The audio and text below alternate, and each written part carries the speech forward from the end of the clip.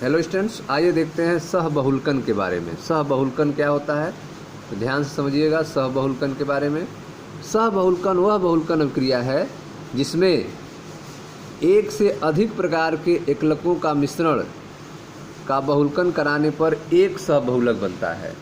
सहबहुलकन जो है, सहबहुलकन वह बहुलकन अभिक्रिया है जिसमें एक से अधिक प्रकार के एकलकों के मिश्रण का बहुलकन करने पर एक सहबहुलक बनता है।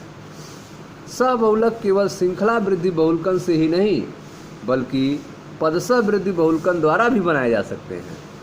सहबहुलकन जो है केवल श्रृंखला वृद्धि बहुलकन से नहीं बल्कि पदसह वृद्धि बहुलकन द्वारा भी बनाए जा सकते हैं। इसकी बहुलकी श्रृंखला में प्रयुक्त किए गए प्रत्येक एकलक की कई इकाइयाँ होती हैं। बहुलकी श्रृंखला में प्रयुक्त किए गए प्रत्येक एकलक में कई इकाइयाँ होती हैं, जैसे कि 1,3-ब्यूटाडाइन और स्टायरीन का मिश्रण एक सहबहुलक बना सकता है। ठीक है, यह आपका 1,3-ब्यूटाडाइन है और यह आपका स्टायरीन है। इनका जो है एक सहबहुलक ब्यूटाडाइन स्टायरीन सहबहुलक बन सकता है। ठीक है, तो सहबहुलकन क्या होता है? तो सहबहुलकन वह बहुलकन अभिक्रिया है जिसमें एक से अधिक प्रकार के एकलकों का मिश्रण का बहुलकन करने पर एक सहबहुलक बनता है। सहबहुलकन केवल श्रृंखला वृद्धि बहुलकन से ही नहीं बल्कि पदसह वृद्धि बहुलकन द्वारा भी बनाए जा सकते हैं। इनकी बहुलकी श्रृंखला में प्रयुक्त किए गए प्रत्येक एकलक की कई इकाइयाँ होती हैं, जैसे 1,3-ब्यूटाडाइन और स्टायरीन का मिश्रण एक सहबहुलकन बना सकता है। सहबहुलकन के गुणधर्मों, ठीक है, सहबहुलकों के गुणधर्म समबहुलकों से काफ़ी भिन्न होते हैं। ठीक है, सहबहुलकों के गुणधर्म जो होते हैं वे समबहुलकों से काफ़ी भिन्न होते हैं। जैसे उदाहरण के रूप में ब्यूटाडाइन स्टायरीन सहबहुलक अत्यधिक कठोर होता है। ब्यूटाडाइन स्टायरीन सहबहुलक अत्यधिक कठोर होता है और यह प्राकृतिक रबर का एक उत्तम विकल्प है। ब्यूटाडाइन स्टायरीन सहबहुलक जो है अत्यधिक कठोर है और प्राकृतिक रबर का उत्तम विकल्प है। इसका उपयोग स्वचालित वाहनों के टायर, फर्श के टाइलों, जूतों के घटकों, केबिल के रोधन पदार्थ आदि के उत्पादन में किया जाता है। ठीक है, तो इस तरह से आपने सहबहुलकन का एक उदाहरण देखा कि 1,3-ब्यूटाडाइन और स्टायरीन की आपस में बहुलकन होता है जिससे ब्यूटाडाइन स्टायरीन सहबहुलक प्राप्त होते हैं। यह अत्यधिक कठोर होते हैं और यह प्राकृतिक रबर का उत्तम विकल्प है। इसका उपयोग आप देख रहे हैं वाहन के टायर, फर्श के टाइल, जूतों के घटक, केबिल के रोधन आदि पदार्थ के निर्माण में किया जाता है। ठीक है स्टूडेंट्स, अब देखते हैं इसका रबर के बारे में। सबसे पहले हम देखते हैं प्राकृतिक रबर के बारे में। प्राकृतिक रबर क्या होता है? रबर एक प्राकृतिक बहुलक होता है। रबर जो है एक प्राकृतिक बहुलक है और इसमें प्रत्यास्थ गुण पाए जाते हैं। रबर एक प्राकृतिक बहुलक है, इसमें प्रत्यास्थ गुण पाए जाते हैं। इसे प्रत्यास्थ बहुलक भी कहा जाता है और इसका विभिन्न उपयोग होता है। रबर एक प्राकृतिक बहुलक है, इसमें प्रत्यास्थ गुण पाए जाते हैं। इसे प्रत्यास्थ बहुलक भी कहा जाता है और इसके विभिन्न उपयोग होते हैं। इसका उत्पादन रबर के लेटेक्स से किया जाता है। रबर के प्लांट से रबर का लेटेक्स निकाला जाता है। इसका उत्पादन रबर के लेटेक्स से किया जाता है जो रबर का जल में कोलाइडी परिक्षेपण होता है। रबर का उत्पादन रबर के लेटेक्स से किया जाता है जो रबर का जल में कोलाइडी परिक्षेपण होता है। यह लेटेक्स रबर के वृक्षों के छाल से प्राप्त किया जाता है जो भारत, श्रीलंका, इंडोनेशिया, मलेशिया, दक्षिण अमेरिका में पाए जाते हैं। ठीक है, प्राकृतिक रबर जो है आइसोप्रीन अर्थात 2-मेथिल-1,3-ब्यूटाडाइन का रैखिक बहुलक होता है। प्राकृतिक रबर आइसोप्रीन का रैखिक बहुलक है और इसे समपक्ष 1,4-पाली आइसोप्रीन भी कहा जाता है। ठीक है, तो प्राकृतिक रबर आइसोप्रीन का रैखिक बहुलक होता है। इसे समपक्ष 1,4-पाली आइसोप्रीन भी कहा जाता है। यह आपका आइसोप्रीन है। समपक्ष पाली आइसोप्रीन अणु में, समपक्ष पाली आइसोप्रीन अणु में विभिन्न श्रृंखलाएं एक दूसरे के साथ दुर्बल वांडर वाल अन्योन्य क्रियाओं द्वारा जुड़ी रहती हैं और कुंडलित रचना बनाती हैं।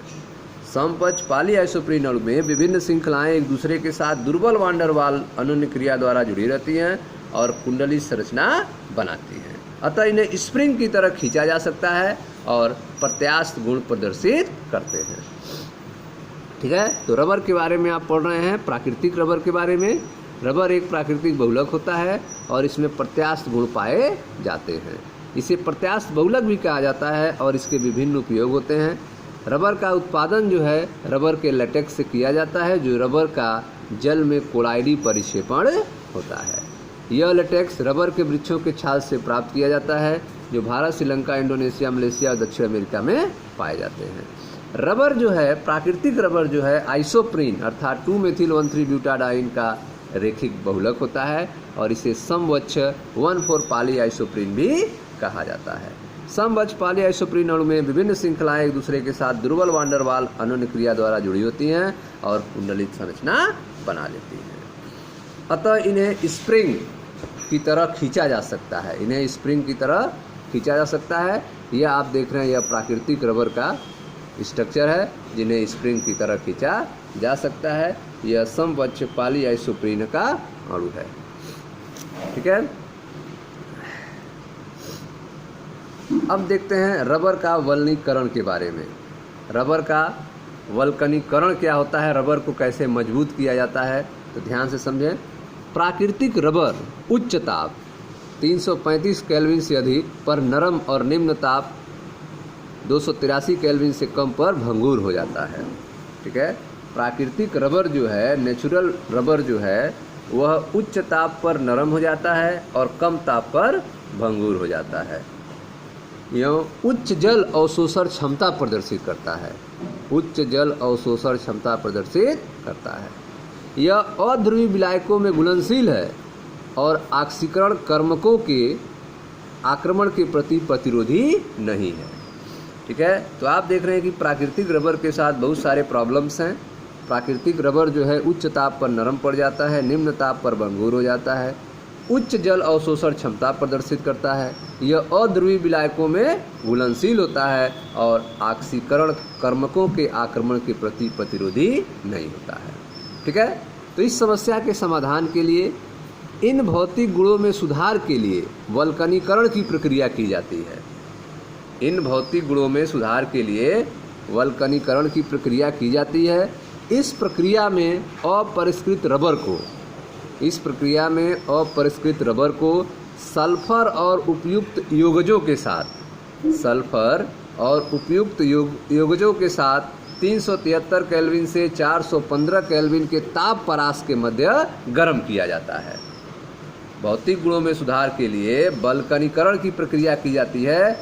वल्कनीकरण की प्रक्रिया में अपरिष्कृत रबर को सल्फर और उपयुक्त योगजों के साथ 373 केल्विन से 415 केल्विन के ताप परास के मध्य गर्म किया जाता है। वल्कनीकरण से द्विबंधों की अभिक्रियाशील स्थितियों पर सल्फर तिर्यक बंध बनाता है। वल्कनीकरण से द्विबंधों की अभिक्रियाशील स्थितियों पर सल्फर जो है तिर्यक बंध बनाता है और इस प्रकार रबर कठोर हो जाता है। ठीक है, तो आप देख रहे हैं कि रबर को मजबूत करने के लिए वल्कनीकरण की प्रक्रिया की जाती है और इस प्रक्रिया में अपरिष्कृत रबर को सल्फर और उपयुक्त योगजों के साथ 373 से 415 केल्विन ताप के परास के मध्य गर्म किया जाता है। वल्कनीकरण से द्विबंधों की अक्रियाशील स्थितियों पर सल्फर जो है तिर्यक बंध बना लेता है और इस प्रकार रबर कठोर हो जाता है। टायर बनाने के लिए प्रयुक्त होने वाले रबर के उत्पादन में 5% सल्फर का तिर्यक बंध के रूप में यूज किया जाता है। ठीक है, तो टायर बनाने के लिए प्रयुक्त होने वाले रबर के उत्पादन में 5% सल्फर का उपयोग तिर्यक बंधक के रूप में किया जाता है। वल्कनीकृत रबर के अणुओं की संभावित संरचनाओं को निम्न प्रकार दिखाया जा सकता है। ठीक है, यह वल्कनीकृत संभावित रबर है जिसमें आप देख रहे हैं सल्फर जो है इसमें बंध बनाए हुए हैं जिससे रबर कठोर हो जाता है। ठीक है, तो यह थे आपके प्राकृतिक रबर और रबर के वल्कनीकृत के बारे में। मिलते हैं नेक्स्ट वीडियो में जहां संश्लेषित रबर की चर्चा की जाएगी। Thank you.